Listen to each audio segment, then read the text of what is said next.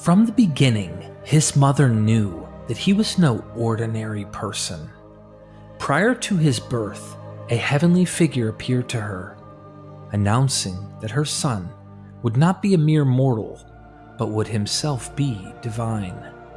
This prophecy was confirmed by the miraculous character of his birth, a birth accompanied by supernatural signs.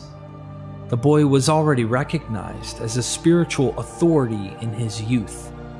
His discussions with recognized experts showed his superior knowledge of all things religious. As an adult, he left home to engage in an itinerant preaching ministry. He went from village to town with his message of good news, proclaiming that people should forego their concerns for the material things of this life, such as how they should dress and what they should eat. They should instead be concerned with their eternal souls. He gathered around him a number of disciples who were amazed by his teaching and his flawless character. They became convinced that he was no ordinary man, but was the Son of God. Their faith received striking confirmation in the miraculous things that he did. He could reportedly predict the future, heal the sick, cast out demons, and raise the dead. Not everyone proved friendly, however.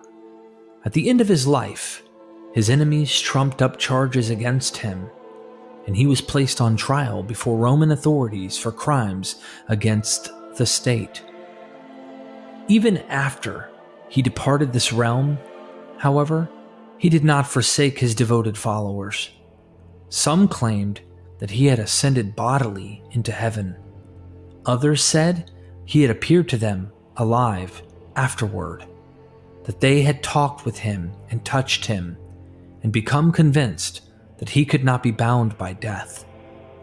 A number of his followers spread the good news about this man, recounting what they had seen him say and do. Eventually, some of these accounts came to be written down in books that circulated throughout the empire. This holy man lived in the 1st century CE. But I doubt that you've ever read them. In fact, I suspect you have never heard the name of this miracle-working Son of God. The man I have been referring to is the great Neo-Pythagorean teacher and pagan Apuleius of Tyana, a worshipper of the Roman gods, whose life and teachings are still available for us in the writings of his later 3rd century follower, Philo, in his book, The Life of Apuleius. Apuleius lived at about the same time of Jesus, even though they never met. The reports about their lives were in many ways similar. At a later time, Jesus' followers argued that Jesus was the miracle-working Son of God and that Apuleius was an impostor, a magician, and a fraud. Perhaps not surprisingly, Apuleius' followers made just the opposite claim, asserting that he was the miracle-working Son of God and that Jesus was a fraud. The New Testament, a historical introduction to early Christian writings, by Bart D. Ehrman, page 19 through 21. Demons in Greco-Roman antiquity. And they were all amazed, so that they questioned among themselves, saying, "What is this? A new teaching. With authority he commands even the unclean spirits, and they obey him." And at once his fame spread everywhere throughout all the surrounding region of Galilee. Mark 1:27. Thanks to the wonderful work by Dr. Wendy Cotter, Miracles and Greco-Roman Antiquity, a source book for the study of New Testament miracle stories, we will help you explore the times around the rise of the movement called Christianity, with its hero god, Jesus, doing very much the same things that were already in the air in the world around the 1st century. Whether one is looking at miraculous healings, as our last documentary shows, several gods and heroes before, during, and after the time of Jesus from the Greco-Roman world healing the blind, deaf, crippled, and raising the dead, just like Jesus. Or, if you're interested in the strange narratives of casting out demons, this series is giving you primary sources from ancient authors who share the beliefs of people in this period. My goal isn't to falsify a narrative from the New Testament. Rather, my goal is to level the playing field by bringing Christianity down to the world from which it was birthed. Apologetics often wants to insulate the New Testament from any non-Jewish sources, and this is becoming a stumbling block for an accurate assessment of the materials. Jesus wasn't the only healer, nor was he the only guy running around supposedly casting out demons. Many would like to ignore those other sources, or hand-wave the claims from other sources. Myth vision is like your modern-day Lucian of Samosata. We try to bring humor, critical thinking, and skepticism as we engage in much of what is considered superstitions by evaluating whether these claims are purely literary, serving a story or narrative function. Was there really an itinerant preacher named Jesus or Apuleius running around like a shaman casting out demons? Or is there a bit of both happening? We will ultimately never know with absolute certainty, but let us begin our exploration. Diving into the world of exorcisms is a bit like stepping into a magic circle where your perspective shapes what you see. Harold Remus, in his exploration of 2nd century miracle squabbles between pagans and Christians, points out that what you make of Jesus' exorcism gigs could range from witnessing divine rescue operations to suspecting dark arts or even outright fraud. It all boils down to whose glasses you're looking through. Consider an exorcism approved by the critics as the real deal and a bona fide act of heroism. The story can take on different shades depending on the cosmic scenery the narrator has pointed for us. Let's say the backdrop is apocalyptic, like the ultimate showdown between good and evil is just around the corner. In this scenario, an exorcism by Jesus gets the blockbuster treatment, heralding the curtain call for Satan's reign of earthly terror. But strip away those apocalyptic vibes, and you're left with a Jesus exorcism that blends into the everyday supernatural hustle and bustle of the Greco-Roman world. To really get a grip on the spectrum of meanings an exorcism can conjure, you've got to be acquainted with the local demonology, be it the garden variety Greco-Roman spooks or the heavyweight contenders from Jewish apocalyptic thrillers in the day and age of the rise of the New Testament literature. Each brings its own flavor to the exorcism tale, seasoning our understanding of what's at stake when spirits get booted out. Simply put, there are several accounts of exorcisms from other figures before, during, and after the time of the stories of Jesus. It was in the air during this time in history. Truth be told, this idea of exorcisms spans back all the way into ancient Mesopotamia, with Sumerian demons being expelled at the name of their wise sage, Adapa. But this video isn't giving the long history of demons, rather sources showing that Jesus was among many other figures who supposedly had the power to exorcise demons. So are these exorcists worthy of our worship now that they can perform miracles and cast out demons?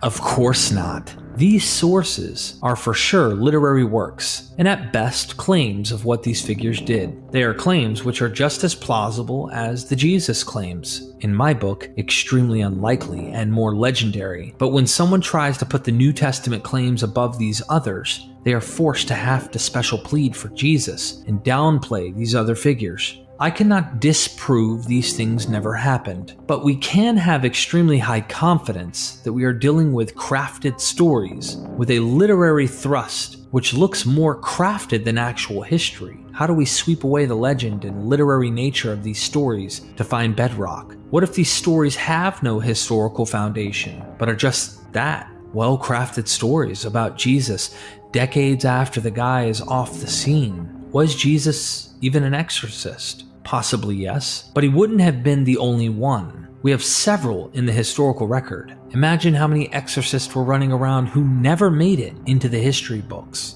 What if one of these exorcists were the true Son of God and we got the wrong guy to worship? Teasing, of course. The nature and identity of daemons in non-Jewish sources of Greco-Roman antiquity. Frederick E. Brink, S.J., takes us on a moonlit journey through the pages of demonology from the dawn of folklore to the 3rd century CE in his captivating study In the Light of the Moon, Demonology in the Early Imperial Period. His exploration uncovers the rich picture of beliefs surrounding the enigmatic daemon. Revealing a term so versatile, pinning it down to a single meaning would be a fool's errand. Context, Brink convincingly argues, is king when it comes to understanding what a daemon signifies in any given narrative. The plot thickens with Plutarch, a luminary of the 1st and 2nd centuries, 45 to 125 CE, who credits Hesiod with drawing the celestial line of scrimmage, separating the daemons from the gods and assigning them a lifespan that would make any tortoise green with envy. 9,720 years, to be exact. But this demarcation is just the beginning. The term daemon flits about, donning a plethora of roles that could dizzy even the most seasoned mythologists.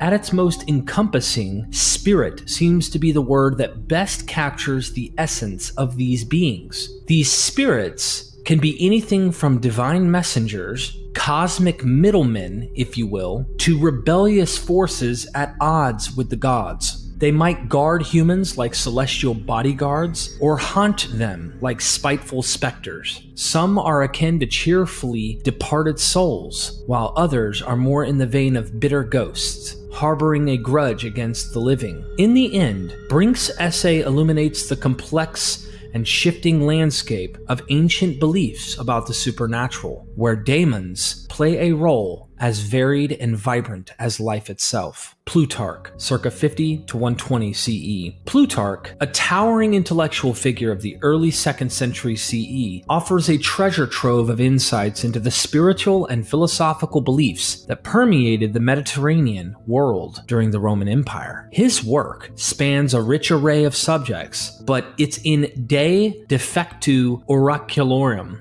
On the Decline of Oracles, found within the pages of 415a to 418d, that we encounter a particularly intriguing discourse on the fading voices of the ancient oracles, a phenomenon that puzzled many of his contemporaries. This narrative unfolds in an evocative setting, a group of erudite friends gathering in the baths at the temple, perhaps enveloped in steam and the echoes of philosophical debate. It's here, amidst the backdrop of Delphi, once the epicenter of divine prophecy, that they ponder the silence that has befallen the oracles, which in bygone eras served as channels for the gods' voices to the mortal world. Enter Cleombrotus of Sparta, not merely a man of wealth, but a voracious seeker of wisdom with a passport stamped by the known world. It is he who steps into the conversation with a perspective shaped by his extensive travels and unquenchable thirst for knowledge. His contributions to the dialogue reflect a broader examination of the spiritual mechanics behind the oracle's silence, inviting readers into a contemplation of divine presence and absence in a changing world. Plutarch's references to daemons, particularly in his Moralia 350e, and the exploration of their possession effects in his Lives, specifically in the story of Marcellus 20.5f, further enrich this conversation. Through these writings, Plutarch not only documents the beliefs of his time, but also engages deeply with them, offering a window into the complex interplay between humanity and the divine, the seen and the unseen, in the vast world of imperial Mediterranean culture. Now let's dive into what Plutarch writes pertaining to this philosophical discussion, acting like flies on the wall listening in. Many perplexities are explained by the teaching that a race of demigods exist between the gods and humanity. Plutarch.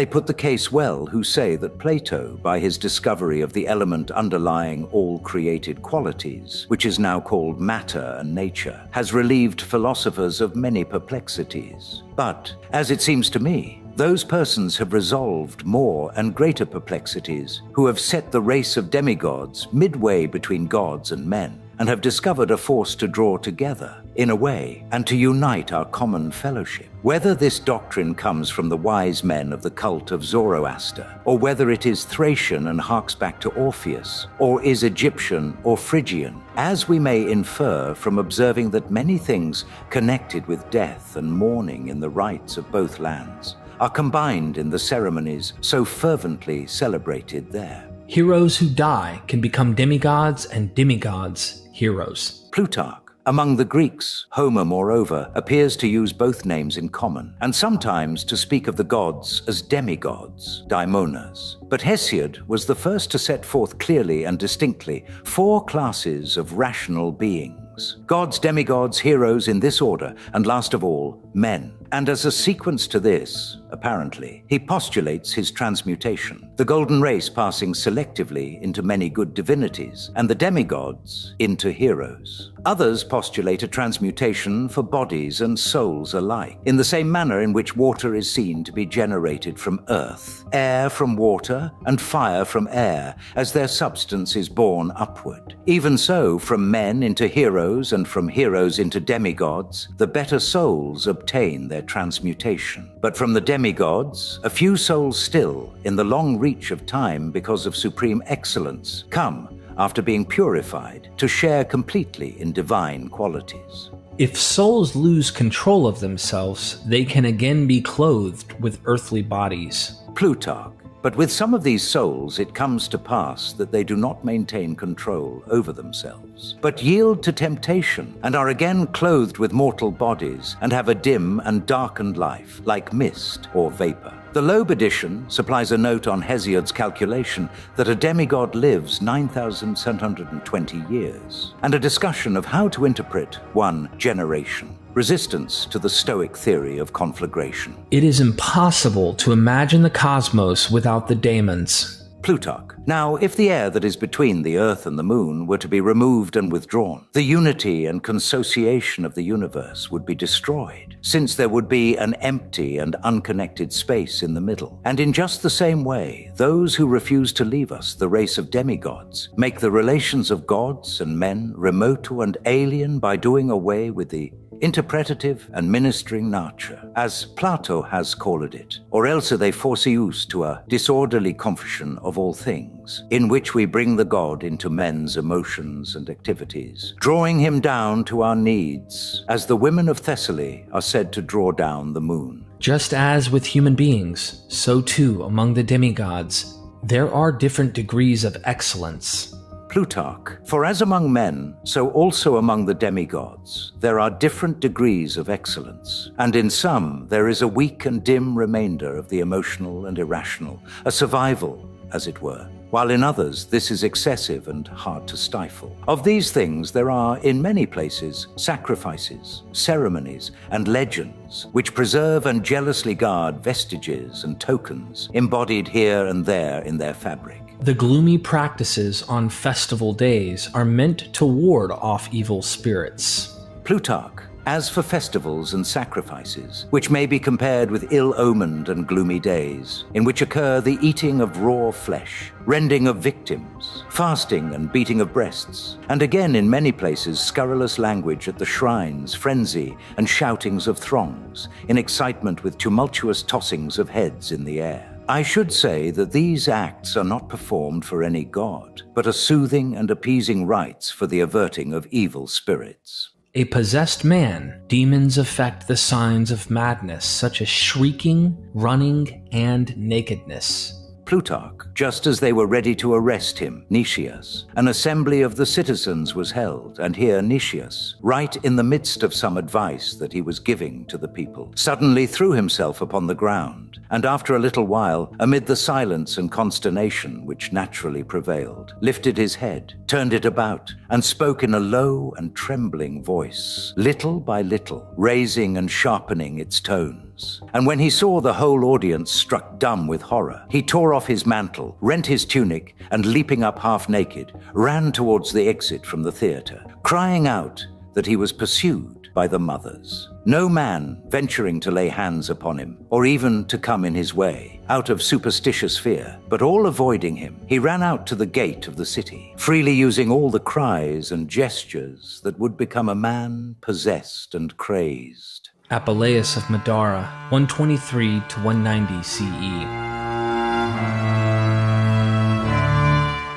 Apuleius of Madara, a figure of considerable intellect and creativity, navigated a world where the boundaries between philosophy, poetry, and the supernatural frequently blurred. His life took a dramatic turn in 161 CE when he was elevated to the esteemed position of chief priest in the province of Carthage, a role that underscored his prominence in the religious and intellectual circles of his time. However, this ascent came after a period of significant personal turmoil. Just 6 years before his appointment, Apuleius found himself entangled in a legal drama that could well have been lifted from one of his own works. He was accused of employing magic, a serious charge in the Roman world, with the aim of winning the affection and hand of a wealthy widow. The implications of such accusations went far beyond personal scandal. They threatened his freedom, his reputation, and his very life. In response to these charges, Apuleius crafted a defense that not only showcased his eloquence and wit, but also his deep understanding of philosophy, law, and the natural world. His speech, preserved as the Apologia, also known as Preceding Magia, or Discourse on Magic, offers a fascinating glimpse into the interplay of magic, society, and personal integrity in the 2nd century CE. The following passage is taken from Apuleius's Apologia on the matter. All divination and miracles of magicians are controlled by daemons. Apuleius of Madara, Apologia 439. I believe Plato when he asserts that there are certain divine powers holding a position and possessing a character midway between gods and men, and that all divination and the miracles of magicians are controlled by them. Celsus, Origins contra Celsum, 177 to 180 CE. It is sorcerers who deal with daemons, blow away diseases, and invoke the souls of the heroes only for base gain. Celsus, Origin, contra Celsum. Celsus puts them, the Jesus miracles, on a level with the works of sorcerers who profess to do wonderful miracles, and the accomplishments of those who are taught by the Egyptians, who for a few obols make known their sacred law in the middle of the marketplace and drive demons out of men and blow away diseases and invoke the souls of heroes. Celsus, the 2nd century critic of Christianity, famously equated the miracles performed by Jesus with the acts of sorcerers and magicians. As recorded in polemical text against early Christian claims, his critique illuminates a broader cultural skepticism towards supernatural interventions, especially those performed by figures outside the established religious and social norms of the Roman Empire. By placing Jesus' miracles alongside the feats of sorcerers and the esoteric practices of Egyptian magicians, Celsus not only challenges the uniqueness and divinity of these miracles, but also embeds them with a wider context of magical practices prevalent in the ancient world. It would be wonderful if we had earlier sources of critics like Celsus to Christianity. I guess one could put Lucian in that category, but it's very interesting to see Celsus jabbing at the claims of Christians by paving the well-worn path of Greco-Roman tradition, which was before Christians came along with their hero, Jesus. We should ask ourselves questions like, is Celsus accurate in his criticisms of Christianity? Are we just following the winners of history, meaning church history and their perception, instead of listening to the critics of a superstition that recently rose in history, which co-opts the very same mythical and magical tropes already established in the Greco-Roman world?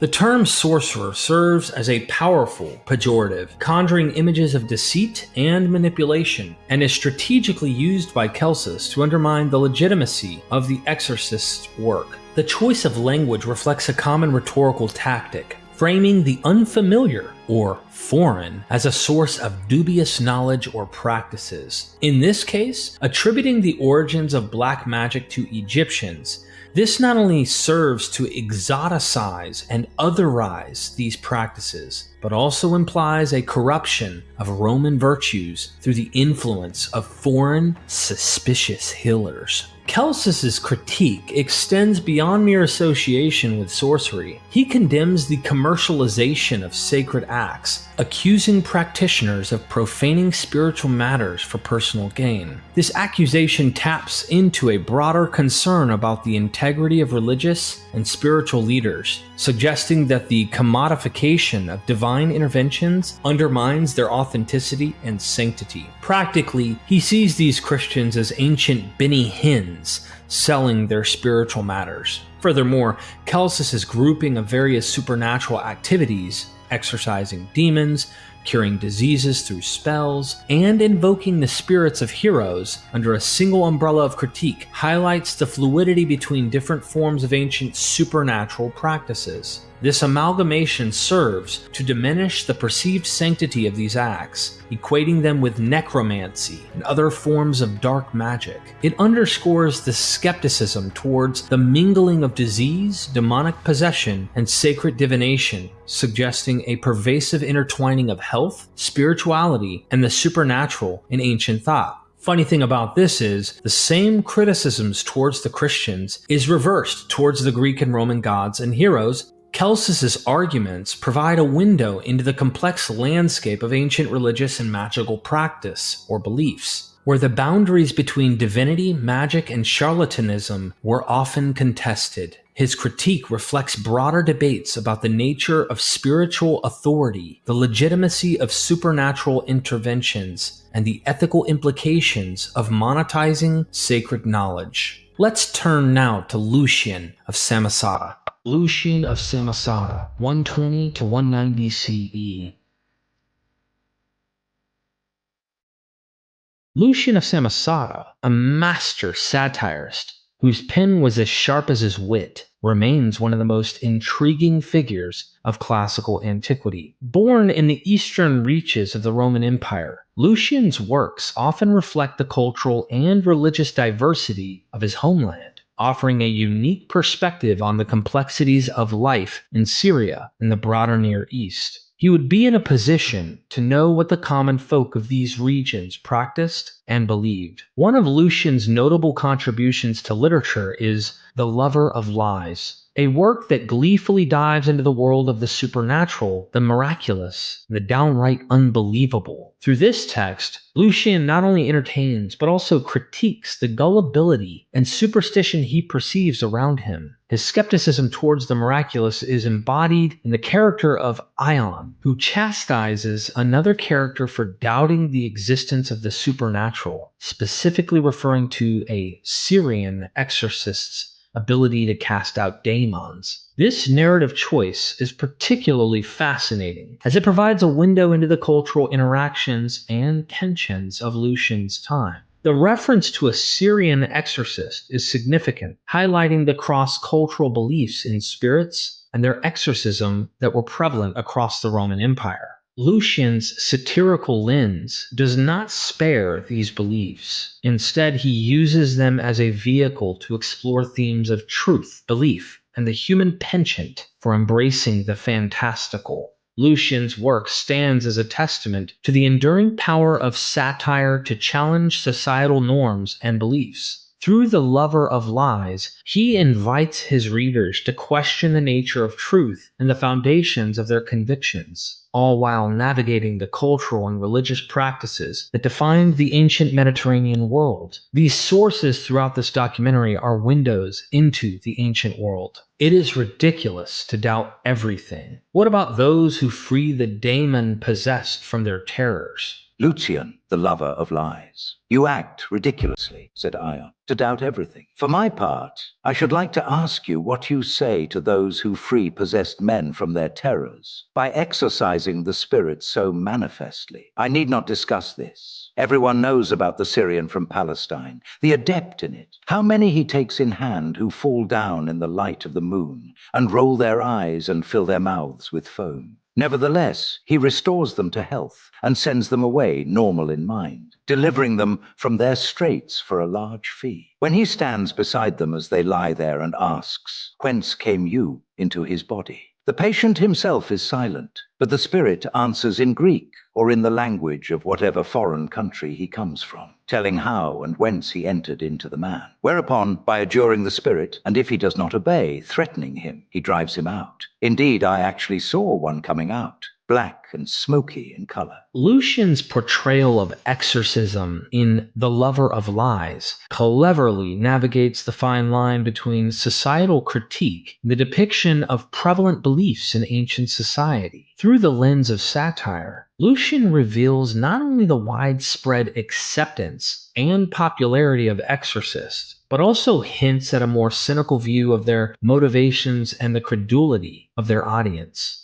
The demand for monetary compensation by the exorcist, as highlighted by Lucian, serves as a critical commentary on the commercialization of religious and supernatural practices. This detail is crucial as it suggests that the exorcist's primary motive might be financial gain rather than altruistic spiritual liberation. Lucian uses this point to subtly question the authenticity of the exorcist's powers and the sincerity of their intentions. Meanwhile, the character Ion represents the perspective of those who wholeheartedly believe in the power of exorcisms. To Ion, and presumably to many in Lucian's society, the exorcist's ability to cast out demons is seen as a genuine liberation from suffering and fear. This belief in the exorcist's power to heal symbolizes a deep-seated need for relief from the unexplained and the supernatural that plagued individuals in the ancient world. By juxtaposing these viewpoints, Lucian not only mocks the gullibility of those who uncritically accept the exorcist's claims, but also reflects on the human condition and the universal search for solutions to life's mysteries and maladies. His satirical approach serves as a mirror to his society, revealing both the exploitation of belief for personal gain and the genuine desire for healing and understanding in the face of the unknown. Through this portrayal, Lucian invites his readers to reflect on the nature of belief, skepticism, and the power dynamics at play in the transactions between those who claim supernatural abilities and those who seek their aid. Diogenes Laertius, circa 250 CE.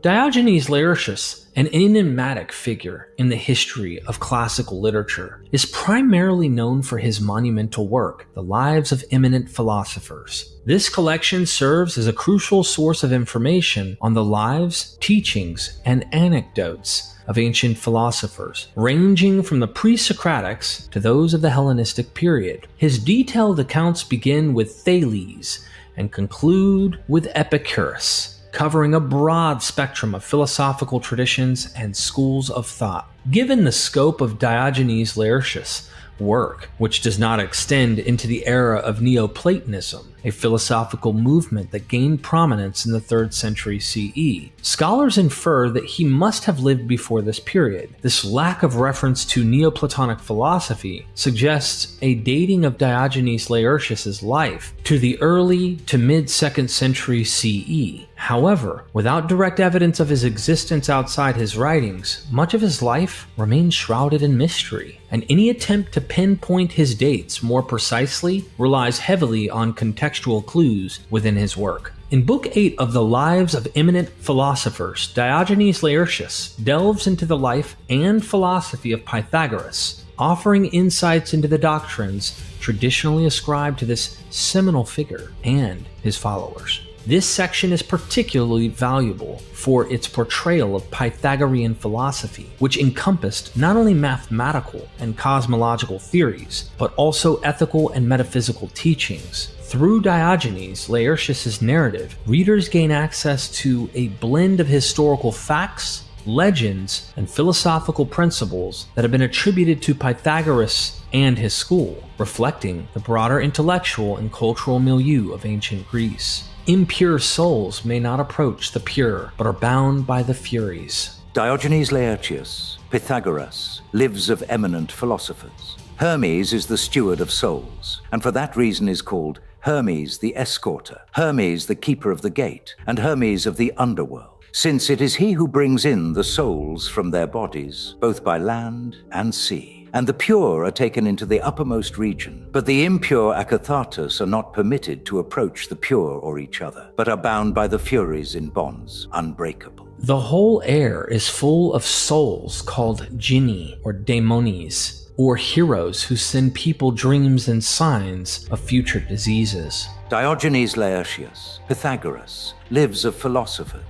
The whole air is full of souls which are called genii daimones, or heroes. These are they who send men dreams and signs of future disease and health, and not to men alone, but to sheep also and cattle as well. And it is to them that purifications and lustrations, all divination, omens and the like, have reference. Papyrus Berylinensis.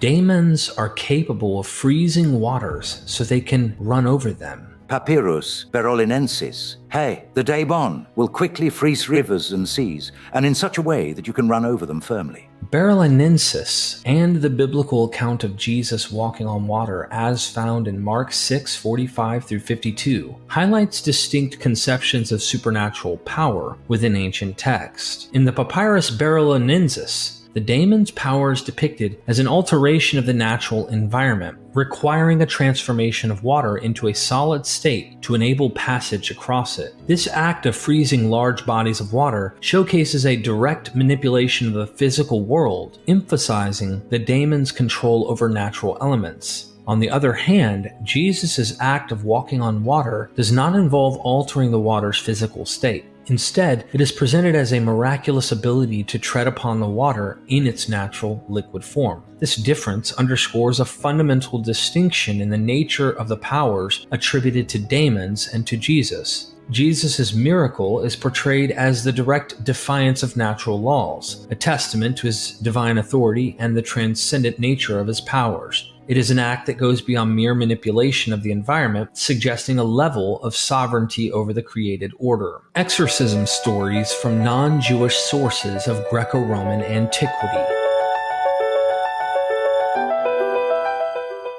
Step right into the captivating realm of ancient Greco-Roman exorcism tales, where the supernatural is just another part of everyday life. Forget about authorship. We're diving into these stories based on their themes and juicy details, organizing them like a curator arranges artifacts in an exhibit by their fascinating features rather than their creators. Each story is set in its own spotlight under a subheading that hints at the drama to unfold, making it easy for you to navigate through this maze of ancient mystique. And while we tread through these tales of old, we'll occasionally glance over at the miraculous acts attributed to Jesus, drawing a line or two that connects across cultures. It's a journey that promises not just a scholarly exploration, but a witty and entertaining stroll through history's shadowy, spellbinding corners. Parents petition the exorcism of their child. Apuleius of Tyana, circa 80-98 CE. Apuleius of Tyana was an itinerant holy man, teacher, and healer who was active especially in the Flavian period, 69-98 CE. We rely on his biography, The Life of Apuleius of Tyana, written by the 3rd century Neo-Pythagorean philosopher Philostratus, for the details of his life and activities. It has been argued that Philostratus fabricated these stories to contest the Christians.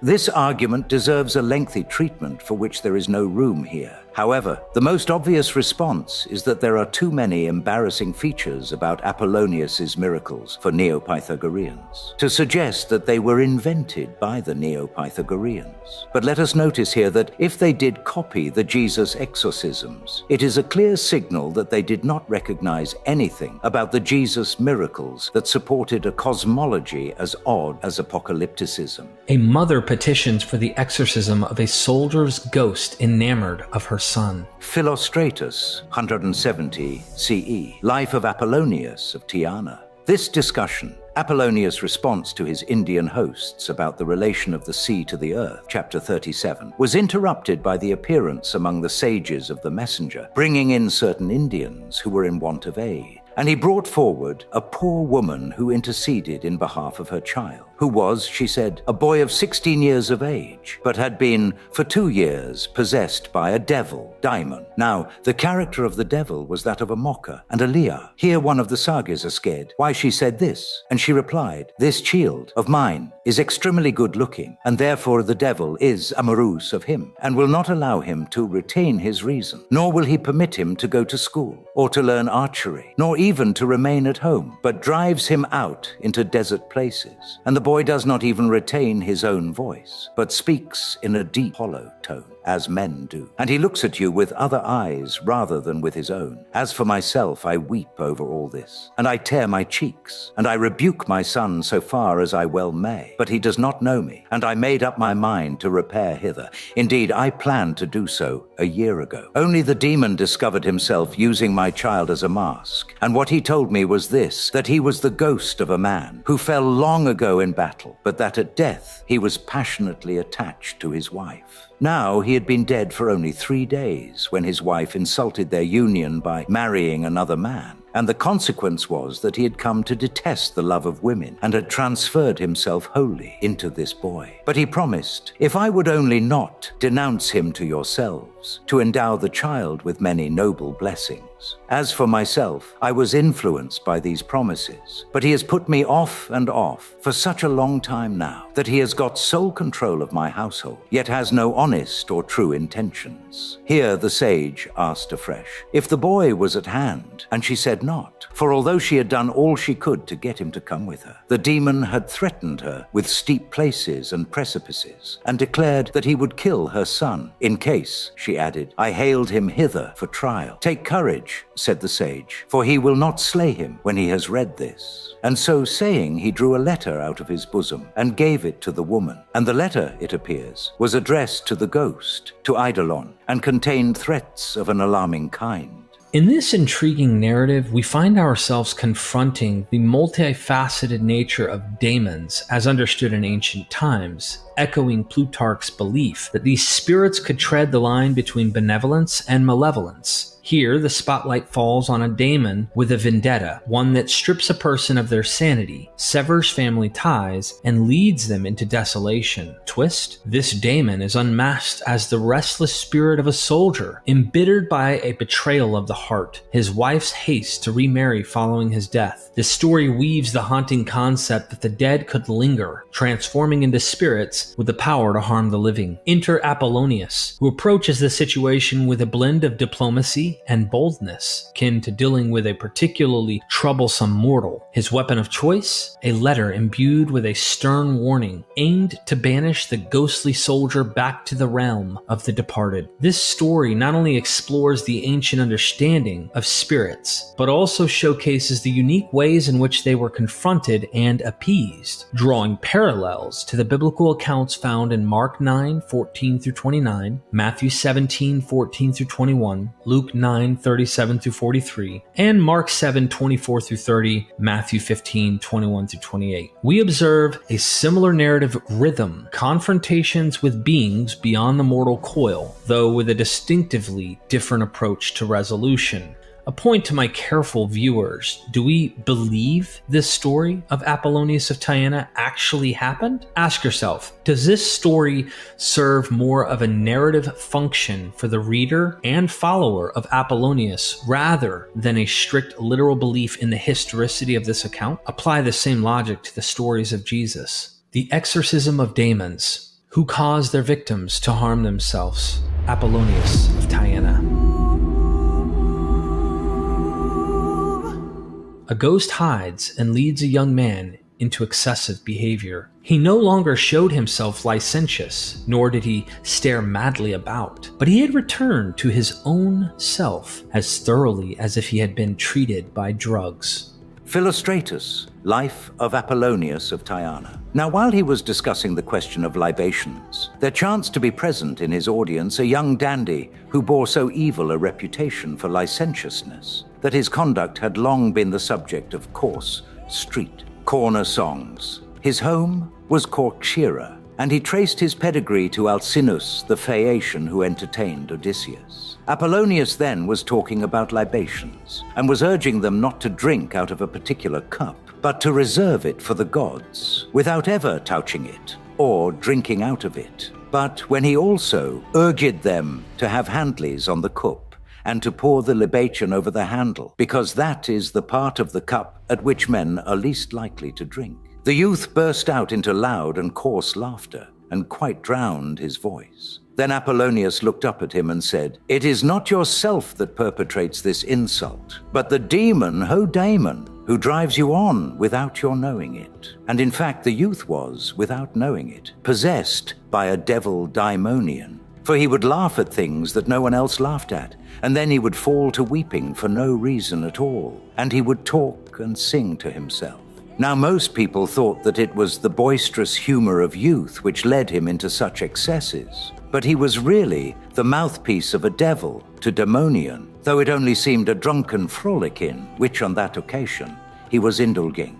Now, when Apuleius gazed on him, the ghost to Eidolon, in him began to utter cries of fear and rage, such as one hears from people who are being branded or racked. And the ghost swore that he would leave the young man alone, and never take possession of any men again. But Apuleius addressed him with anger, as a master might a shifty, rascally, and shameless slave and so on. And he ordered him to quit the young man, and show by a visible sign that he had done so. "I will throw down yonder statue," said the devil, and pointed to one of the images which were in the king's portico, for there it was that the scene took place. But when the statue began by moving gently, and then fell down, it would defy anyone to describe the hubbub which arose thereat, and the way they clapped their hands with wonder. But the young man rubbed his eyes as if he had just woke up, and he looked towards the rays of the sun, and assumed a modest aspect, as all had their attention concentrated on him. For he no longer showed himself licentious, nor did he stare madly about, but he had returned to his own self, as thoroughly as if he had been treated with drugs. And he gave up his dainty dress and summery garments, and the rest of his sybaritic way of life, and he fell in love with the austerity of philosophers, and donned their cloak, and stripping off his old self, modelled his life in future upon that of Apuleius. In this story, a young man's extreme emotional turmoil stirs alarm among his acquaintances, painting a picture of a life overshadowed by a daemon, known for inciting intense emotional outbursts and violence. The turning point in this narrative is visual and dramatic, offering a clear signal to the onlookers that the young man has been liberated from his unseen tormentor. This moment of clarity is not only a spectacle for the crowd, but a deeply personal victory for the young man, who demonstrates his newfound freedom by adopting a life dedicated to philosophy, symbolizing his complete breakaway from the chaotic influence of the daemon. Apuleius emerges as a heroic figure in this story, showcasing his wisdom and courage by freeing the young man from what is described as a form of a devastating enslavement to the malevolent spirit. His approach to exorcism is not just a battle against a supernatural force, it's also a rescue mission aimed at restoring the young man's autonomy and setting him on a path of intellectual and spiritual enlightenment. This narrative invites comparison with the biblical account in Mark 5, 1-20, where a man tormented by demons is healed by Jesus. Both stories share themes of liberation and transformation, highlighting the power of higher knowledge or divine intervention to redeem individuals from the grips of dark forces. Apuleius of Tyana dispels an empusa, a hobgoblin. Apollonius realized what it was, and himself heaped abuse on the hobgoblin, and instructed his party to do the same, saying that this was the right remedy for such a visitation. And the phantasm fled away, shrieking even as a ghost do. Philostratus, Life of Apollonius of Tyana. Having passed the Caucasus our travellers, Apollonius and his party, say they saw men 4 cubits high, and that they were already black, and that when they passed over the river Indus they saw others 5 cubits high. But on their way to this river, our wayfarers found the following incidents worthy of notice. For they were travelling by bright moonlight when the figure of an empusa or hobgoblin appeared to them, that changed from one form into another, and sometimes it vanished into nothing. And Apollonius realized what it was, and himself heaped abuse on the hobgoblin, and instructed his party to do the same, saying that this was the right remedy for such a visitation. And the phantasm fled away, shrieking, even as ghosts do. Apollonius of Tyana exorcises an empusa who was disguised as a beautiful woman. This is the best-known story of Apollonius, for many people are aware of it and know that the incident occurred in the center of Hellas. Philostratus, Life of Apollonius of Tyana. Now there was in Corinth at that time a man named Demetrius, who studied philosophy and had embraced in his system all the masculine vigor of the Cynics. Of him Favorinus, in several of his own works, subsequently made the most generous mention. And his attitude towards Apollonius was exactly that, which they say Antisthenes took up towards the system of Socrates. For he followed him, and was anxious to be his disciple, and was devoted to his doctrines, and converted to the side of Apollonius, the more esteemed of his own pupils. Among the latter was Menippus, a Lycian of 25, years of age, well endowed with good judgment, and of a physique so beautifully proportioned that in mien he resembled a fine and gentlemanly athlete. Now, this Menippus was supposed by most people to be loved by a foreign woman, who was good-looking and extremely dainty, and said that she was rich, although she was really, as it turned out, none of these things, but was only so in semblance. For as he was walking all alone along the road towards Cenchreae, he met with an apparition, and it was a woman who clasped his hand and declared that she had been long in love with him, and that she was a Phoenician woman and lived in a suburb of Corinth. And she mentioned the name of the particular suburb and said, "When you reach the place this evening, you will hear my voice as I sing to you, and you shall have wine such as you never before drank, and there will be no rival to disturb you, and we 2 beautiful beings will live together." The youth consented to this, for although he was in general a strenuous philosopher, he was nevertheless susceptible to the tender passion. And he visited her in the evening, and for the future constantly sought her company as his darling, for he did not yet realize that she was a mere apparition.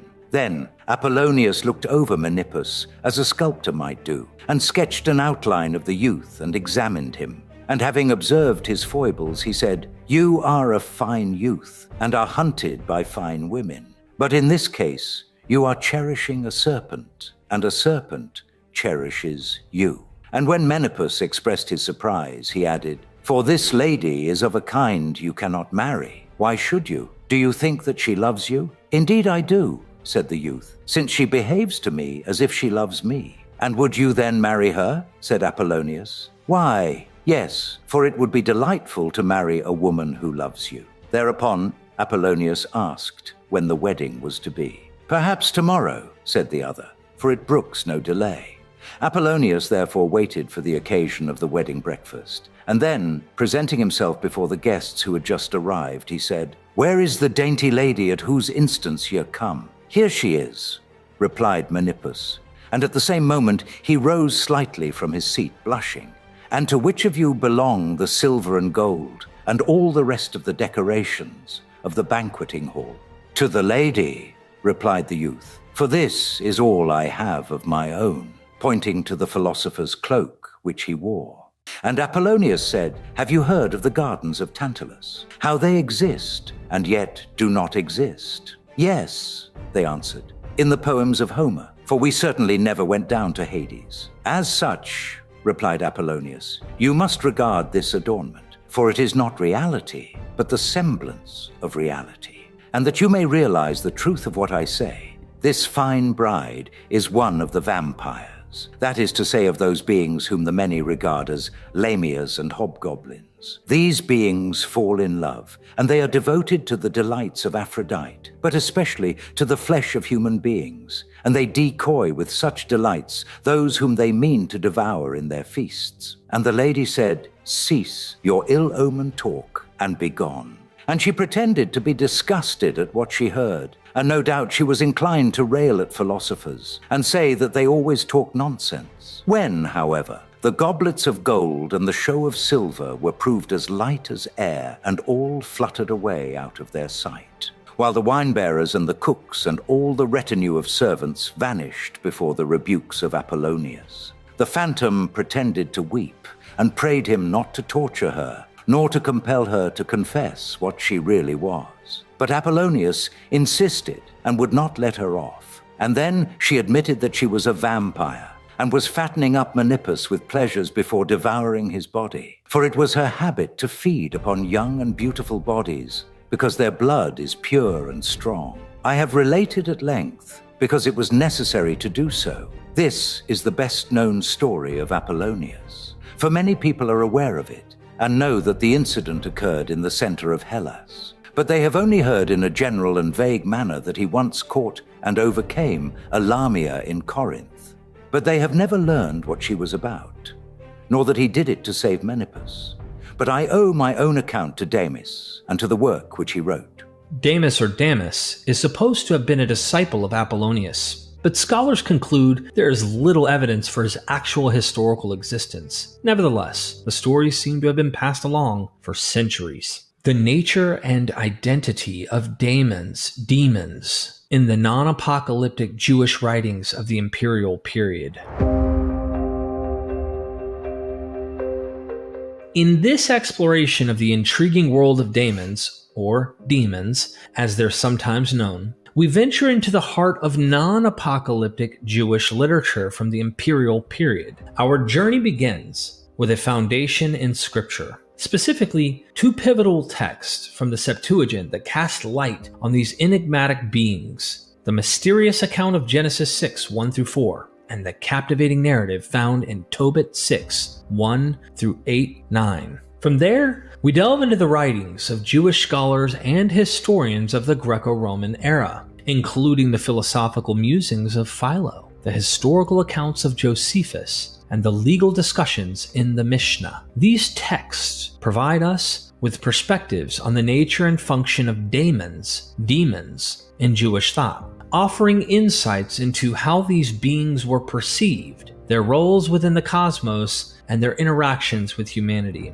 Our exploration then takes a dramatic turn with two riveting stories of demon expulsion. The first is drawn from the Genesis Apocryphon, offering a glimpse into the ancient narratives that expanded upon the canonical scriptures. The second account comes from Josephus, whose writings bridge the gap between history and legend, providing a unique viewpoint on the practice of exorcism within the Jewish tradition of his time. Through this comprehensive examination, we aim to shed light on the multifaceted roles that demons played in Jewish thought and society during the imperial period, tracing their evolution from scriptural entities to characters in the broader cultural and religious landscape of the Greco-Roman world. Scripture. The sons of God unite with human women who give birth to giants. The sons of God went in to the daughters of humans who bore children to them. These were the heroes that were of old, warriors of renown. When people began to multiply on the face of the ground, and daughters were born to them, too, the sons of God saw that they were fair, and they took wives for themselves of all they chose. 3. Then the Lord said, "My spirit shall not abide in mortals forever, for they are flesh. Their days shall be 120 years. The Nephilim were on the earth in those days, and also afterward, when the sons of God went into the daughters of humans, who bore children to them. These were the heroes that were of old, warriors of renown." The intriguing reference to half-breeds in these ancient texts sparks a fascinating discussion especially within the context of Hellenistic Judaism's staunch monotheism. These beings, though not identified as daemons or demons, emerge from narratives mentioning the sons of God, a concept that intriguingly blurs the lines between the divine and the mortal. This notion introduces the idea of beings that occupy a liminal space between humanity and the singular deity of monotheistic belief, a theme that both captivates and challenges traditional interpretations. As we delve deeper, it becomes clear that these stories are not just ancient myths. They are the precursors to a more complex theological discourse that would later flourish in apocalyptic literature. These stories of extraordinary beings lay the groundwork for the future narratives, creating a base upon which the intricate world of apocalyptic visions will be intricately crafted. In the upcoming documentary, we will explore how this narrative thread is picked up and expanded in apocalyptic writings, highlighting the enduring fascination with the nature of beings that exist in the shadowy realm between the human and the divine. Tobit exorcises the demon who has killed the 7 former husbands of his new wife, and Angel Raphael instructs Tobias that smoked fish, heart, and liver will exorcise a demon. Tobit 6191. The young man. Tobias went out, and the angel went with him. 2. And the dog came out with him, and went along with them. So they both journeyed along. And when the first night overtook them, they camped by the Tigris River. 3. Then the young man went down to wash his feet in the Tigris River. Suddenly a large fish leapt up from the water and tried to swallow the young man's foot, and he cried out. 4. But the angel said to the young man, "Catch hold of the fish and hang on to it." So the young man grasped the fish and drew it up on the land. 5. Then the angel said to him, "Cut open the fish and take out its gall, heart, and liver. Keep them with you, but throw away the intestines. For its gall, heart, and liver are useful as medicine." 6. So after cutting open the fish, the young man gathered together the gall, heart, and liver. Then he roasted and ate some of the fish, and kept some to be salted. The 2 continued on their way together until they were near Media. 7. Then the young man questioned the angel and said to him, "Brother Azariah, what medicinal value is there in the fish's heart and liver and in the gall?" 8. He replied, "As for the fish's heart and liver, you must burn them to make a smoke in the presence of a man or woman afflicted by a demon or evil spirit, and every affliction will flee away and never remain with that person any longer." 9. And as for the gall, anoint a person's eyes where white films have appeared on them. Blow upon them, upon the white films, and the eyes will be healed. Raphael instructs Tobias how to exorcise the demon who killed his betrothed's 7 husbands. Tobit 6-10, 18:10. When he entered Media and already was approaching Ecbatana. 11. Raphael the angel said to the young man, "Brother Tobias." "Here I am," he answered. Then Raphael said to him, "We must stay this night in the home of Raguel. He is your relative, and he has a daughter named Sarah." 12. He has no male heir and no daughter except Sarah only. And you, as next of kin to her, have before all other men a hereditary claim on her. Also, it is right for you to inherit her father's possessions. Moreover, the girl is sensible, brave, and very beautiful, and her father is a good man. 13. He continued, "You have every right to take her in marriage. So listen to me, brother. Tonight I will speak to her father about the girl so that we may take her to be your bride. When we return from Rages, we will celebrate her marriage. For I know that Raguel can by no means keep her from you, or promise her to another man without incurring the penalty of death, according to the decree of the book of Moses." 14. Then Tobias said in answer to Raphael, "Brother Azariah, I have heard that she already has been married to 7 husbands, and that they died in the bridal chamber. On the night when they went into her, they would die. I have heard people saying that it was a demon that killed them." 15. It does not harm her, but it kills anyone who desires to approach her. So now, since I am the only son my father has, I am afraid that I may die and bring my father's and mother's life down to their grave, grieving for me, and they have no other son to bury them. 16. But Raphael said to him, "Do you not remember your father's orders when he commanded you to take a wife from your father's house? Now listen to me, brother, and say no more about this demon. Take her. I know that this very night she will be given to you in marriage. 17. When you enter the bridal chamber, take some of the fish's liver and heart and put them on the embers of the incense. An odor will be given off. 18. The demon will smell it and flee and will never be seen near her anymore. Now, when you're about to go to bed with her, both of you must first stand up and pray, imploring the Lord of heaven that mercy and safety may be granted to you. Do not be afraid, for she was set apart for you before the world was made. You will save her, and she will go with you. I presume that you will have children by her, and they will be as brothers to you. Now say no more. When Tobias heard the words of Raphael and learned that she was his kinswoman, related through his father's lineage, he loved her very much, and his heart was drawn to her. The marriage is proposed, and the contract is written out and sealed, and a dinner is prepared. Tobit 7, 9, 15. Tobias obediently follows Raphael's instructions.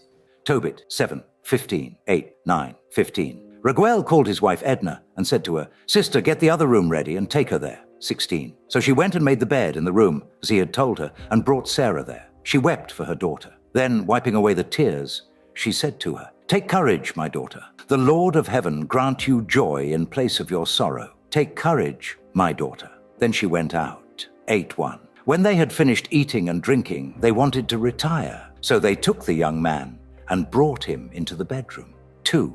Then Tobias remembered the words of Raphael, and he took the fish's liver and heart out of the bag where he had them and put them on the embers of the incense. 3. The odor of the fish so repelled the demon that he fled to the remotest parts of Egypt. But Raphael followed him and at once bound him there hand and foot. 4. When the parents had gone out and shut the door of the room, Tobias got out of bed and said to Sarah, "Sister, get up and let us pray and implore our Lord that he grant us mercy and safety." 5. So she got up, and they began to pray and implore that they might be kept safe. Tobias began by saying, "Blessed are you, O God of our ancestors, and blessed is your name in all generations forever." 6. You made Adam, and for him you made his wife Eve as a helper and support. From the two of them, the human race has sprung. You said, "It is not good that the man should be alone. Let us make a helper for him like himself." 7. I now am taking this kinswoman of mine, not because of lust, but with sincerity. Grant that she and I may find mercy, and that we may grow old together. 8. And they both said, "Amen, amen." 9. Then they went to sleep for the night. When we compare the evidence of the ideas about demons in this account with the sort of concepts we find in Plutarch, one noticeable difference is in the clear and separate category given to the angels. In Plutarch's treatment, good and evil are both called daemons, as we have seen. In this account, the angels seem to belong to a special group, and their names plainly identify them as messengers. In fact, the angel Raphael could be an embodiment of the good daemons in Plutarch. He serves God, acting as a messenger, a unifier, and a prophet in oracles. In this story, the good daemon, Raphael, acts as an oracle to the obedient Tobit against the bad daemon. A second important difference is the explicit demand for prayer. It is not the technique alone that will ensure the expulsion of the demon, but the technique accompanied by a sincere appeal to the merciful God. Philo, 30 BCE to 45 CE. Navigating through Philo's evolving thoughts on demons is a bit like watching a philosophical saga unfold across 3 captivating acts. As detailed by the keen observations of Dr. Frederick Brink, let's break down this intellectual journey into its thrilling parts. In the opening act, Philo introduces us to a world where angels, or as he intriguingly calls them, daimones psychiae, flit through the air like incorporeal human souls on a celestial ballet. It's a vision where the boundaries between the ethereal and the human soul are as thin as gossamer, setting the stage for a narrative rich with spiritual intrigue. As the plot thickens in the second act, Philo begins to blend genres, Here, angels still dance as daimones psyche, but they've been upgraded to logoi, status. Think of them as divine messengers carrying cosmic wisdom. It's a transitional phase where Philo's thinking starts to shift gears, paving the way for a grand philosophical pivot. And then, in the climatic third act, Philo takes a bold leap into a realm where angels are no longer just ethereal beings, but embodied logoi, essentially divine inspirations or good thoughts. It's a dramatic departure from traditional demonology, where demons were often seen as sources of inspiration at best. Philo redefines the narrative, positioning these entities not as external influencers, but as embodiments of divine wisdom. One of Philo's most intriguing plot twists occur in his treatment of Genesis 6, 1-4. In his work On the Giants, here, he interprets the tale of celestial beings mingling with mortals not as a lurid tabloid headline of ancient mythology, but as a symbolic exploration of the soul's descent into the corporeal realm of fleshly concerns. Philo isn't in the business of adding mythical creatures to the scriptural cast. Instead, he sees the narrative as an allegory for the journey of heavenly souls into human experience, debunking fears of fantastical hybrid beings. Philo's perspective is that the cosmos is a producer of souls, with the air churning out spirits as naturally as earth sprouts flora. These souls might linger in the celestial realms, basking in their consecrated status, or dive into the human saga, enriching it with their divine essence, but always remaining distinct from the fantastical hybrids of lore. Some souls descend into bodies, and some become consecrated for the service of God. These earthly souls can become immersed in superficial concerns, or soar to heaven through philosophy. Philo on the giants. Now some of the souls have descended into bodies, but others have never deigned to be brought into union with any of the parts of the earth. They are consecrated and devoted to the service of the Father and Creator, whose wont it is to employ them as ministers and helpers, to have charge and care of mortal man. But the others, descending into the body as though into a stream, have sometimes been caught in the swirl of its rushing torrent, and swallowed up thereby. At other times have been able to stem the current, have risen to the surface, and then soared upwards, back to the place from whence they came. These last, then, are the souls of those who have given themselves to genuine philosophy, who from first to last study, to die to the life in the body, that a higher existence immortal and incorporeal, in the presence of him who is himself immortal and uncreate, may be their portion. But the souls which have sunk beneath the stream are the souls of the others who have held no count of wisdom. They have abandoned themselves to the unstable things of chance, none of which has aught to do with our noblest part, the soul or mind, but all are related to that dead thing which was our birth fellow, the body, or to objects more lifeless still, glory, wealth, and offices and honors, and all other illusions which, like images or pictures, are created through the deceit of false opinion by those who have never gazed upon true beauty. It is a superstitious idea to imagine that bad daemons are a special species distinct from good daemons. The difference between them is in unfaithfulness to a previous divine consecration, not a difference in species. Philo on the giants. So if you realize that souls and demons, daimonas, and angels are but different names for the same one underlying object, you will cast from you that most grievous burden, the fear of demons or superstition. The common usage of men is to give the name of demon daimonas to bad and good demons alike, and the name of soul psychers to good and bad souls. And so too, you also will not go wrong if you reckon as angels, not only those who are worthy of the name, who are as ambassadors backwards and forwards between men and God, and are rendered sacred and inviolate by reason of that glorious and blameless ministry, but also those who are unholy and unworthy of the title. The contribution that both Josephus and Philo bring to our efforts to reconstruct ideas available to people living in Greco-Roman antiquity is that spirits are to be expected just as surely as one knows of the existence of air or wind. Second, These creatures are intelligent and make choices, rather than being by nature only capable of good or only capable of evil. Third, the soul within a person longs for spiritual life, and one must beware of sinking into the mire of the physical. Josephus, 70 to 90 CE.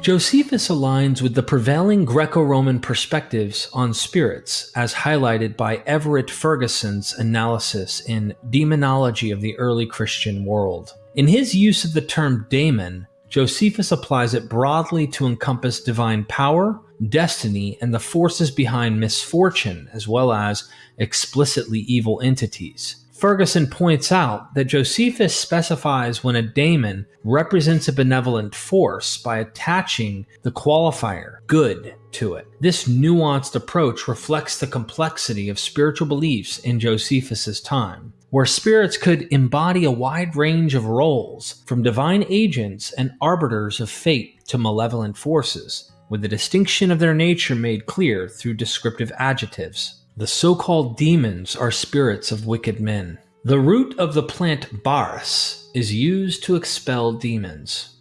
Josephus, Jewish war, flame-colored and towards evening emitting a brilliant light. Yet the plant baris eludes the grasp of persons who approach with the intention of plucking it, as it shrinks up and can only be made to stand still by pouring upon it certain secretions of the human body.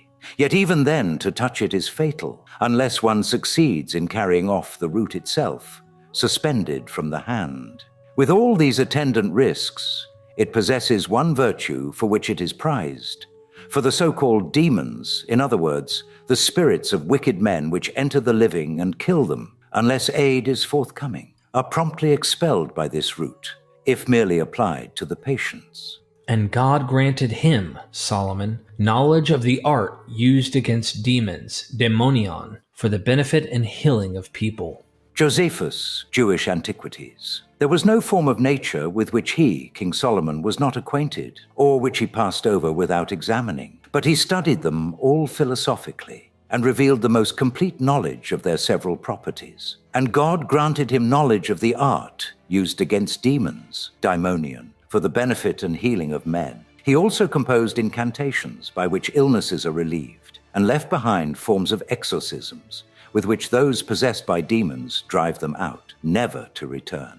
3 concepts about the nature and identity of demons. 1. Successful exorcism is joined to erudition. Josephus claims that Solomon had probed the understanding of the phenomenon of possession philosophically. God grants knowledge of the art. The association of exorcism with specialized study backs up Plutarch's scholarly discussion of the nature of daemons within the larger cosmology. This underlines the fact that one may not assume that possession and exorcism were universally regarded as superstitious and low class by men of letters in antiquity. 2. Josephus explains exorcism as a type of healing. This means that when exorcisms occur in the Christian material, they cannot be assumed to imply the beginning of Satan's downfall or of an imminent end time. 3. Successful exorcisms require the knowledge of efficacious forms so that the demons do not return.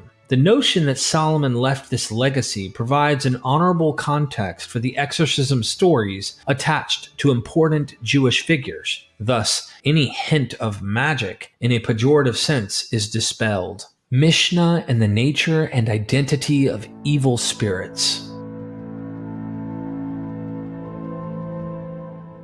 The Mishna, a cornerstone of Jewish rabbinic literature, was codified around 190 CE, making it a significant post-New Testament text that aimed to solidify emerging rabbinic teachings. Despite its official compilation in the late 2nd century, much of its content is acknowledged to have originated well before that time, reflecting a continuity of Jewish thought and practice. Within the Mishna, the acknowledgement of demons illustrates the integration of spiritual beliefs into Jewish life and law. 3 specific passages highlight this acknowledgement. Pirkei Avot 5:6. This section, part of a collection of ethical teachings, references demons in a context that underscores the broader spiritual and moral universe within which these teachings were meant to be applied. Shabbat 2.5. Here the discussion involves Sabbath laws where the mention of demons may relate to the intricacies of observing religious commandments in a world perceived as filled with both seen and unseen forces. Eruvin 4.1. This passage, dealing with the laws of Eruvin, or the mixing of domains, on the Sabbath, similarly reflects an awareness of the spiritual dimension's impact on daily and religious life. These references to demons in the Mishna not only attest to the belief in such beings, but also highlight how spiritual understandings were woven into the fabric of Jewish legal and ethical discourse. They reveal a world where the spiritual and material coexisted, influencing how laws were interpreted and ethical life was conceived. The evil spirits were created on the eve of the Sabbath. Pirkei Avot. 10 things were created on the eve of the Sabbath, between the suns at nightfall: the mouth of the earth, the mouth of the well, the mouth of the Shias, the rainbow, and the manna, and the rod, and the shamir, the letters, and the writing, and the tables of stone. Some say also the evil spirits and the sepulchre of Moses and the ram of Abraham our father. Some say also the tongs made with tongs. Because evil spirits are attracted to a light, the Sabbath lamp may be extinguished if one fears an evil spirit is near. Shabbat. If a man put out the lamp on the night of the Sabbath from fear of the Gentiles or of thieves or of an evil spirit, or to suffer one that was sick to sleep, he is not culpable. But if he did it with a mind to spare the lamp, or to spare the oil, or to spare the wick, he is culpable. But our Jose declares him exempt in every case, excepting that of the wick, since he thereby forms charcoal. Evil spirits have power to transport a person from one place to another. Eruvin 4.133. If a man was taken out beyond the Sabbath limit by Gentiles or an evil spirit, he may only move within 4 cubits. If they brought him back again, it is as though he had never gone out. If they brought him to another town, or set him in a cattle pen or a cattle fold, Rabban Gamaliel and our Eliezer B. Azariah say, he may traverse their whole area. But our Joshua and our Akiba say, he may only move within 4 cubits. It happened when they came from Brundisium, and when their ship was sailing in the sea, that Rabban Gamaliel and our Eleazar B. Azariah walked the whole length of the ship. But our Joshua and our Akiba did not stir beyond 4 cubits, since they were minded to apply to themselves the more stringent ruling. These 3 texts then signal some common traditions about the nature and character of the demons, such as we have seen in the non-Jewish texts. Pirkei Avot 5.6 shows that some Jewish communities do regard evil spirits as a hybrid species rather than the singular pure beings, the angels or souls of Philo. Sabbath and Eruvin suggest that living with demons is as possible a danger as living subject to Gentiles. When we find Torah prescriptions that deal with observance in the face of Gentile or demon interference, we have a sign that the community expects both Gentiles and demons to feature in ordinary life. What we do not find is any evidence that the community sees these demons as the lackeys of any great identifiable demon lord such as Beelzebul or Belial, nor is there any reference to the coming end when these demons will be punished by God's avenging angels. In other words, the apocalyptic themes and expectations do not seem to be present in the treatment of demonic interference with ordinary Jewish life. Rather, the sense of the demon as a creature of the liminal space between the divine and the human, and capable of bringing grief to humans, is what we find, as we do in the speech of Plutarch's Cleombrotus. So in this way, the Mishna reflects the more general ideas of demons in the Greco-Roman world, rather than echoing the organization of demonic and angelic armies and the organization of time that we find so prominently in apocalyptic documents. Evil, spirit, demon, stories from Jewish sources in Greco-Roman antiquity, Qumran documents, the Genesis Apocryphon.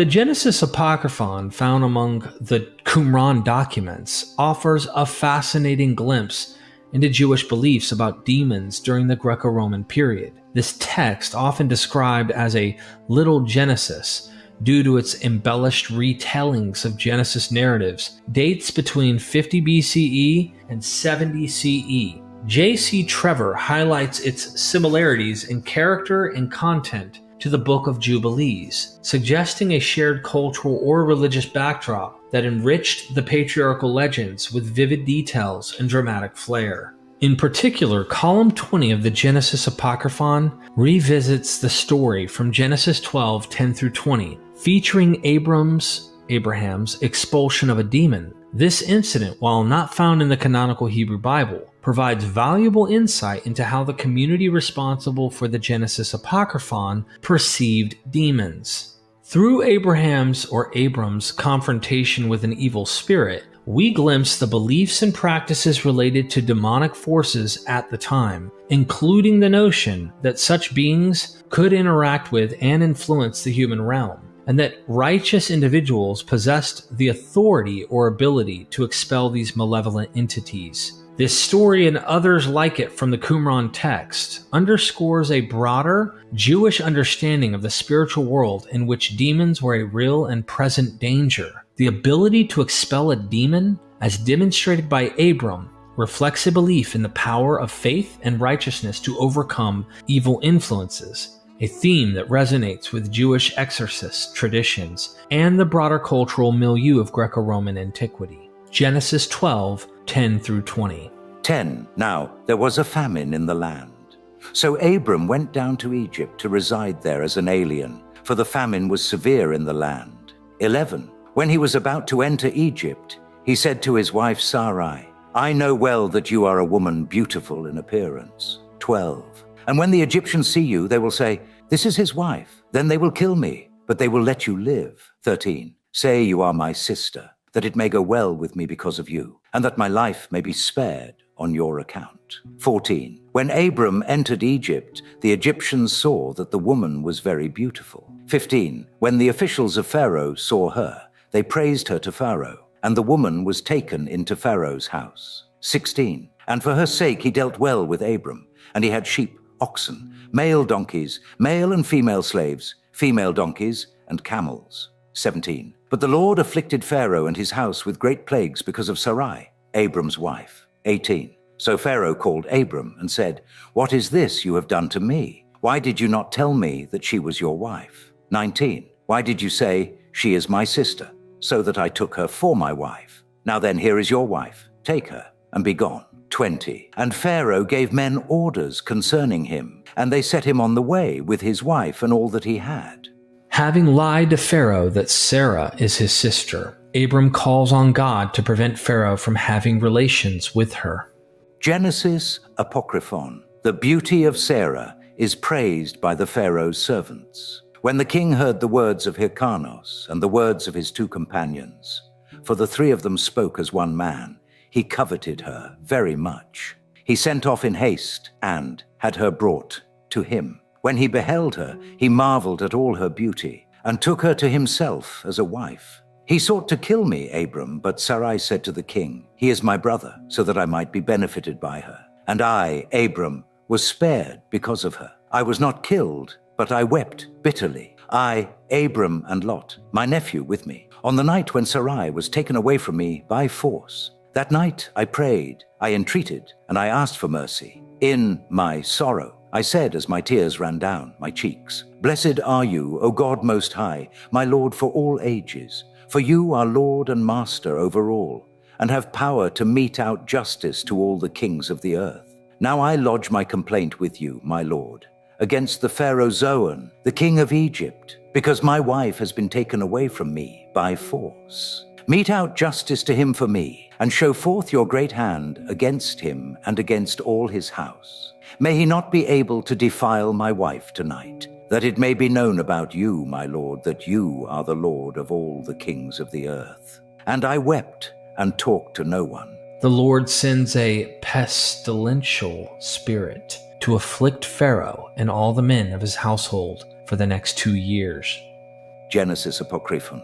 But that night God Most High sent him a pestilential spirit to afflict him, and all the men of his household, an evil spirit that kept afflicting him, and all the men of his household. He was not able to approach her, nor did he have intercourse with her, though he was with her for 2 years. At the end of 2 years, the plagues and afflictions became more severe and more intense for him and all the men of his household.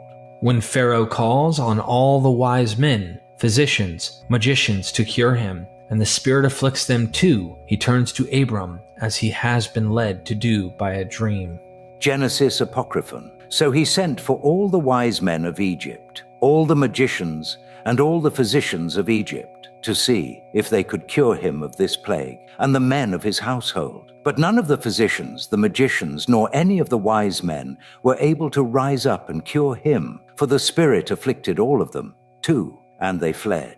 Then Hyrcanus came to me and begged me to come and pray over the king, and lay my hands upon him that he might be cured, for he had seen me in a dream. When Lot explains that Abram cannot pray for Pharaoh while Abram's wife is still with him, Pharaoh upbraids Abram for his lie and gives her to Abram.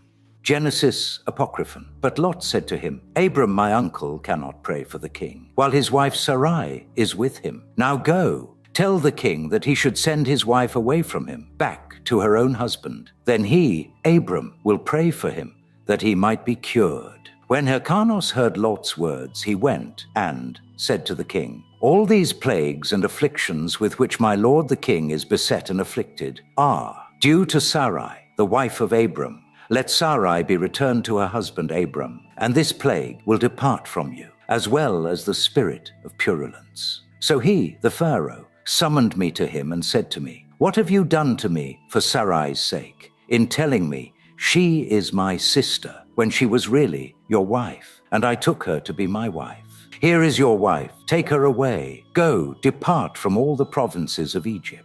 But now pray for me and for my household, that this evil spirit may be commanded to depart from us. Abram lays hand on Pharaoh's head, and the evil spirit is commanded to depart. Apocryphon. So I prayed for that, and I laid my hands upon his head. The plague was removed from him, and the evil spirit was commanded to depart from him, and he was cured. And the king rose and made known to me. And the king swore an oath to me that he had not touched her. And then they brought Sarai to me. The king gave her much silver and gold, many garments of fine linen and purple. And he laid them before her, and Hagar too. He handed her over to me, and appointed men to escort me out of Egypt. So I, Abram, went forth with very many flocks, and with silver and gold too, and I went up from Egypt. Lot, my brother's son, was with me, and Lot, too, had acquired many flocks. He had taken for himself a wife from the daughters of Egypt. In this story, the evil spirit is not presented as being who is rebellious to God, but rather one obedient to his commands. It is not a ghost, but a separate spiritual being meant to serve God. In this way, the ideas cohere with those of Plutarch, who see daemons as capable of good or evil. In this case, the evil spirit fulfills the role of meting out justice on God's behalf. While the evil spirit brings trouble to Pharaoh and his servants, his service is to help Abraham. Thus, the evil description is really relative to the situation and people involved. Notice that just as the demon is sent by God, so too he is commanded to leave by God. Thus, although Abram is said to lay hands on Pharaoh, it is clear that the narrator does not want it to be understood that Abram exerts direct authority over the demon. His laying on of the hands becomes part of his sincere prayer to God, so the demon is ordered to depart. Josephus.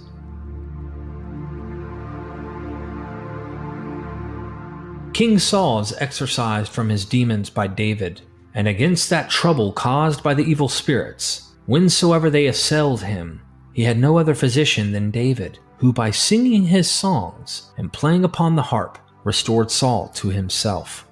Antiquities of the Jews. So after these exhortations to the youth David, Samuel went his way, and the deity abandoned Saul and passed over to David, who, when the divine spirit had removed to him, began to prophesy. But as for Saul, he was beset by strange disorders and evil spirits to daimonia, which caused him such suffocation and strangling that the physicians could devise no other remedy save to order search, to be made for one with power to charm away spirits and to play upon the harp. And whensoever the evil spirit should assail and torment Saul, to have him stand over the king and strike the strings and chant his songs. Saul did not neglect this advice, but ordered search to be made for such a man. And when one of those present said that he had seen in the city of Bethlehem a son of Jesse, a mere boy in years, but of pleasing and fair appearance, and in other ways worthy of regard, who was, moreover, skilled in playing on the harp and in the singing of songs, and an excellent soldier, Saul sent to Jesse and ordered him to take David from the flocks and send him to him. He wished, he said, to see the young man, having heard of his comeliness and valor. So Jesse sent his son, also giving him presents to carry to Saul. When he came, Saul was delighted with him, made him his armor-bearer, and held him in the highest honor. For his illness was charmed away by him, and against that trouble caused by the evil spirits, whensoever they assailed him. He had no other physician than David, who, by singing his songs and playing upon the harp, restored Saul to himself. He accordingly sent to Jesse, the lad's father, desiring him to leave David with him, since the sight of the boy and his presence gave him pleasure. Jesse would not gainsay Saul, but permitted him to keep David. Here, Josephus represents the story of David bringing peace of mind as a kind of constant exorcism by his powerful charm. The method is just to sing songs and play the harp, no incantations or spells. The singing and playing is sufficient to cause the demons to leave. Josephus is speaking to pagans who are obviously prepared to understand a story such as this. And Josephus presumes that this explanation of David's singing and playing will be seen as credible and a very good explanation for Saul's feeling better. Evil spirits bring great disturbance to mind and spirit. The text calls David a physician. Exorcism of this type, if it brings wholeness to the patient's health, is the job of a doctor. So Josephus calls exorcism a healing. For the Romans, these songs would have had the power of the well-known Carmen. Eleazar, the Pharisee, 70 to 90 CE, draws on Solomon's methods for exorcisms. We have been induced to speak of these things in order that all may know the greatness of Solomon's nature and how God favored him. Josephus' Antiquities, and this kind of cure. Solomon's forms of exorcisms is a very great power among us to this day, for I have seen a certain Eleazar, a countryman of mine, Josephus, in the presence of Vespasian, his sons, tribunes, and a number of other soldiers, free men possessed by demons. And this was the manner of the cure. He put to the nose of the possessed man a ring which had under its seal one of the roots prescribed by Solomon, and then, as the man smelled it, drew out the demon through his nostrils, and, when the man at once fell down, adjured the demon never to come back into him, speaking Solomon's name and reciting the incantations which he had composed. Then, wishing to convince the bystanders and prove to them that he had this power, Eleazar placed a cup or foot basin full of water a little way off, and commanded the demon, as it went out of the man, to overturn it and make known to the spectators that he had left the man. And when this was done, the understanding and wisdom of Solomon were clearly revealed, on account of which we have been induced to speak of these things, in order that all men may know the greatness of his Solomon's nature, and how God favored him, and that no one under the sun may be ignorant of the king's surpassing virtue of every kind. Notice that Eleazar gets the demon to behave so that he can prove to his audience how efficacious his power is. This is what we see also in Apuleius' exorcism of the young dandy. Both Philostratus and Josephus show that a listening audience appreciates some proof that demons are indeed present and are subject to the hero. Next, apocalyptic exorcisms. Demons and exorcisms were all over the Roman world at the time. While Jews attributed these magical exorcisms in a long tradition spanning back to Solomon, Christians to Jesus, The Roman world had a long tradition of daemons from Homer and Hesiod. Various sources like Plutarch's description of daemons, Celsus' criticisms of Jesus' miracles and exorcisms being from Egyptian sorcerers and charlatans, Apuleius of Madara being accused of possession through magic, Lucian Syrian from Palestine, Apollonius of Tyana, Eleazar, Solomon, David, Abram, Tobias. We see a well-established exorcism tradition with Jewish and Christian religious scenes forming to the cosmology of the day in the Roman world.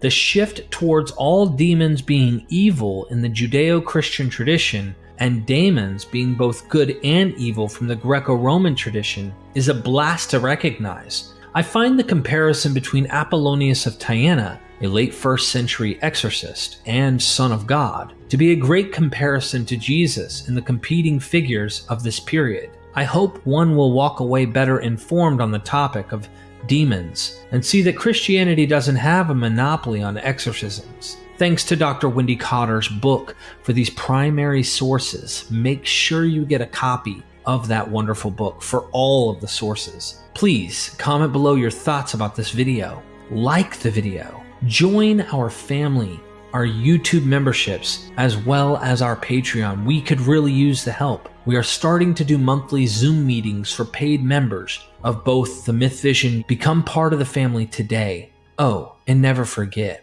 we are Myth Vision.